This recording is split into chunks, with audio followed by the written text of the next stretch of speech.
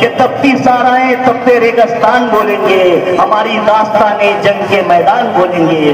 जुबानें काट लो या सर चढ़ा दो निजों पर, हमें सच बोलना है। जुर्म, नाइंसाफी और बदउनवानी को करे चाक। शहरों मुल्क की हर छोटी बड़ी खबर से बाखबर रहें आप। Like, share and subscribe news 41 मालिक। दोस्तों और साथियों, मैं आपको ये कहता चलूं, कारपोरेशन का इलेक्शन शहर की तरक्की में बहुत अहम रोल अदा करता है। ये बात आपको ध्यान में रखना चाहिए, क्योंकि हमारे शहर ने पार्लियामेंट के इलेक्शन के बाद जो तकलीफें उठाई है जन्म दाखिले के नाम पर, बांग्लादेशी और रोहिंग्याई मुसलमानों के नाम पर, और हमारे बच्चों के जो जन्म दाखिले बने उसको SIT लगाकर किरेट सुमैया ने महाराष्ट्र हुकूमत से चौकसी लगाई और हमारे वो सारे दाखिले मुस्तरद कर दिए गए, रद्द कर दिए गए।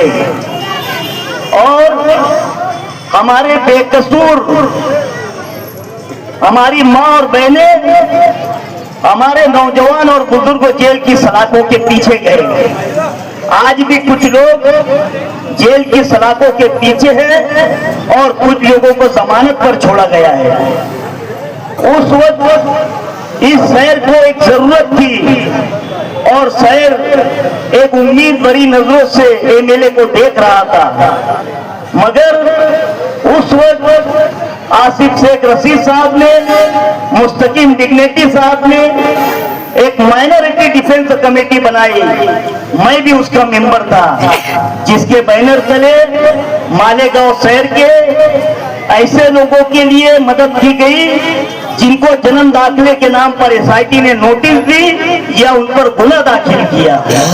तो ये आज हमारे लोगों को सोचने की बात है, हमारे शहर को सोचने की बात है कि इस कारपोरेशन के इलेक्शन में बहुत सोच समझ कर वोट देना है हमें, क्योंकि कारपोरेशन का इलेक्शन, इसमें जिसको आप इख्तियार देंगे वही हमारे शहर की तरक्की करेगा, जिसको आप इख्तियार पर बैठाएंगे वही हमारी शहर की फलाह और बहबूद का काम करेगा।